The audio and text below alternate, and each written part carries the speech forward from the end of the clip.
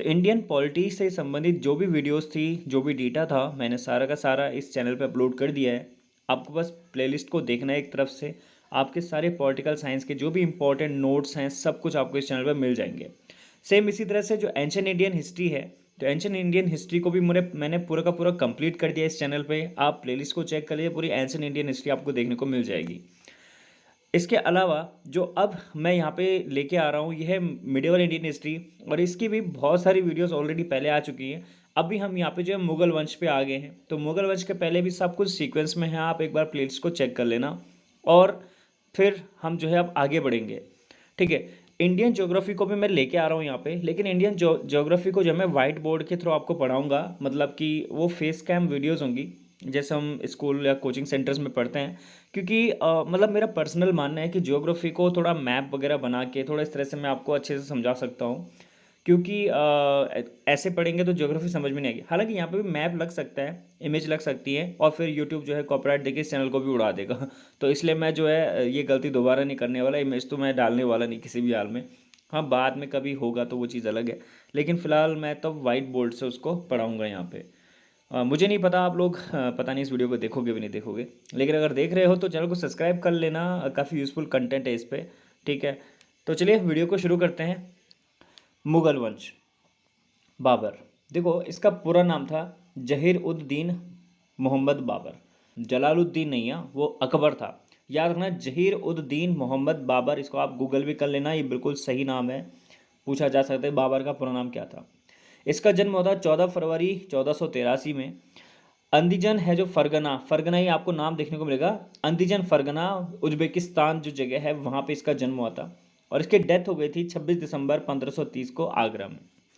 इनके पिता का नाम था, इनकेस अगर पूछा जाता है, उमर शेख मिर्जा। ये भी फरगना के शासक थे, और ये तैमूरी वंश के थे। पिता की ओर से तैमूर और माँ की ओर से चंगेज खान की वंशावली थी। ठीक है, धर्म इनका इस्लाम था। भाषाएं इनकी तुर्की और फारसी थी। ठीक है, और भारत में मुगल साम्राज्य की स्थापना करने वाला जो शासक था, जो पहला शासक था, वो आपका बाबर था, इसलिए ये महत्वपूर्ण हो जाता है। ठीक, चलिए अब देखते हैं बाबर के जो अभियान हैं भारत में, क्या क्या अभियान थे इसके। पहले भारत आने के कारण जान लो कि क्यों आया था ये भारत। ठीक है, कुछ तो रीज़न रहा होगा, कोई तो वजह रहेगी, तभी तो भारत आया होगा। तो दिल्ली और पंजाब में राजनीतिक अस्थिरता चल रही थी। लोधी वंश की कमजोर स्थिति, क्योंकि इससे पहले लोधी यहाँ पे चल रहे थे। भारत की अपार संपत्ति, भारत काफ़ी धनी था, गोल्डन बर्ड इंडिया को कहा जाता था। ठीक है, बाबर को पंजाब पर अधिकार करने का पूर्वजों का सपना था, यानी कि उसके जो पूर्वज थे यहाँ पे जो आए होंगे, उनका भी एक ड्रीम था कि पंजाब को कॉन्कर करना है, उसको जीतना है। ठीक, और बाबर को जो विजय मिलती है वो मिलती है उसके पांचवें निर्णायक आक्रमण 1526 में, जो उसकी युद्ध होता है, पानीपत की लड़ाई होती है, उसमें उसको जो है निर्णायक आक्रमण होता है उसका, उसी में वो जीतता है। 1524 से 1526 के बीच बाबर कई छोटे छोटे आक्रमण करता है। अंतिम आक्रमण पानीपत की लड़ाई की थी, और पहली लड़ाई लड़ी गई थी उसकी। वो पानीपत की जो लड़ाई है, फर्स्ट बैटल ऑफ पानीपत, ये हुई थी देखो 21 अप्रैल 1526 को। ठीक है, पानीपत हरियाणा में है आपका। बाबर बनाम इब्राहिम लोदी थे यहाँ पे। ठीक है, दिल्ली सल्तनत का अंतिम सुल्तान था आपका इब्राहिम लोदी। ठीक है, बाबर की यहाँ पे लगभग 12,000 सैनिक थे। ठीक है, और इब्राहिम लोदी के लगभग 1 लाख सैनिक थे, और 1,000 हाथी थे। अब बाबर ने तुर्की तोपों और तुलुग तुलुगमा नामक युद्ध नीति का प्रयोग किया था। युद्धों में तोपों का निर्णायक उपयोग किया भारत में पहली बार बाबर ने। इस युद्ध का परिणाम क्या हुआ, यहाँ पे देखो, इब्राहिम लोदी मारा जाता है इस पानीपत की लड़ाई में। दिल्ली और आगरा पर बाबर का अधिकार हो जाता है। अब भारत में मुगल साम्राज्य की स्थापना हो जाती है। सवाल क्या आएगा आपसे, देखो पहली बात तो पानीपत की लड़ाई में बाबर ने किस युद्ध तकनीक का इस्तेमाल किया था, हो सकता है ये सवाल आ जाए। तो तुलगमा या तुलगमा भी बोला जाता है, तो तुलगमा। ठीक है, तुलगमा। ठीक है, या तुलगमा, तुलगमा युद्ध तकनीक का इस्तेमाल किया था। ठीक है, और इस युद्ध में बाबर ने किसको हराया था, तो इब्राहिम लोदी को हराया था, याद रखिएगा। 21 अप्रैल को हुआ था 1526 में। ठीक है, 21 अप्रैल 1526 याद रखिएगा। तो चलिए अगली बैटल देखते हैं बाबर की। अगली बैटल हुई थी बाबर की जो है खानवा की लड़ाई, बैटल ऑफ खानवा 1527 में। 17 मार्च 1526 को खानवा की लड़ाई हुई थी।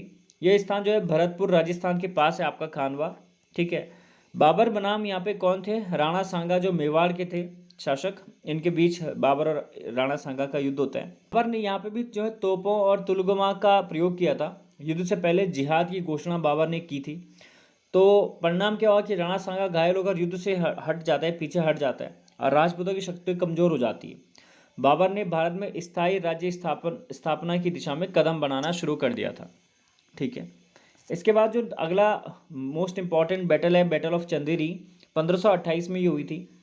जनवरी 1530 इसकी एग्जैक्ट जो डेट अगर पूछे तो जनवरी 1528 याद रखिएगा।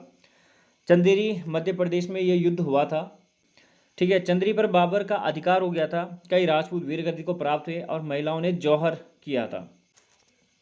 1529 जो घाघरा की लड़ाई होती है, बैटल ऑफ घाघरा, 6 मई 1529 को ये लड़ाई होती है। ठीक है, घाघरा नदी के किनारे बिहार में ये लड़ाई होती है। बाबर के खिलाफ यहाँ पे अफगान सरदार महमूद लोदी, इब्राहिम लोदी का भाई होता है जो, और बंगाल के सुल्तान नुसरत शाह, ठीक है, यहाँ पे बाबर के खिलाफ लड़ते हैं। अफगानों की हार हो जाती है, पूरी भारत पर बाबर का प्रभाव बढ़ जाता है और बंगाल के सुल्तान ने संधि यहाँ पे बाबर के साथ कर ली थी। बात करते हैं बाबर के शासन की कुछ विशेषताएं। बाबर ने दिल्ली और आगरा को राजधानी बनाया था। एक सशक्त और केंद्रीकृत प्रशासन की नींव बाबर ने यहाँ पे रखी थी। ठीक है, बाबर साहित्य प्रेमी था। बाबर खुद एक महान लेखक और कवि था। बाबरनामा तुजुके बाबरी तुर्की भाषा में लिखा था, जो उसकी एक आत्मकथा है। ठीक है, वास्तुकला में अगर योगदान की बात करते हैं, बाबर को बाग बगीचों का भी शौक था। राम बाग इसने बनाया था आगरा में, पहला मुगल बाग था ये भारत में। धार्मिक नीति की बात करें तो इस्लाम का इसका पालन करता था। तुलनात्मक रूप से सहिष्णु शासक इसको माना गया था। 26 दिसंबर 1530 को आगरा में बीमारी के कारण इसकी मृत्यु हो जाती है। पहले इसको आगरा में दफनाया गया था, फिर काबुल में, और इसका उत्तराधिकारी इसका पुत्र होता है हुमायूं। ठीक है, जिसको हम अगली वीडियो में देखेंगे। बाबर से जुड़े कुछ फैक्ट हैं। भारत में मुगल वंश की स्थापना यही करता है। पानीपत की पहली लड़ाई में तोपों का प्रयोग बाबर करता है। बाबरनामा विश्व प्रसिद्ध आत्मकथा है इसकी। खानों की लड़ाई बाबर और राजपूतों के बीच निर्णायक संघर्ष था। बाबर को बागवानी वास्तुकला में गहरी रुचि थी। बाबर ने भारत को सोने की चिड़िया के रूप में देखा था। बाबर ने अपने शासनकाल में कई लड़ाई लड़ी, सभी प्रमुख युद्ध उसने जीते थे। बाबर की मृत्यु के बाद उसका बेटा हुमायूं सत्ता में आया था। ये कुछ फैक्ट थे इससे जुड़े हुए। इसके अलावा जैसे ये आ सकता है कि एक माप प्रचलन किया था इसने, गज ए बाबरी जिसको कहा जाता है, गज ए बाबरी।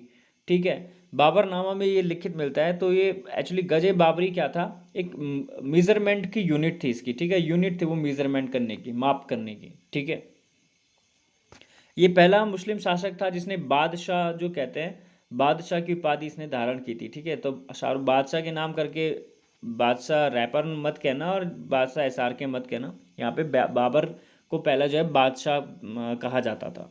एक इम्पॉर्टेंट बात और बोलना चाहूँगा, जो घाघरा का युद्ध था ना, ये इसके बारे में कहा जाता है कि ये मध्य भारत का यानी मिडियल इंडियन हिस्ट्री में ऐसा पहला युद्ध था जिसको जल में भी और थल में भी लड़ा गया था।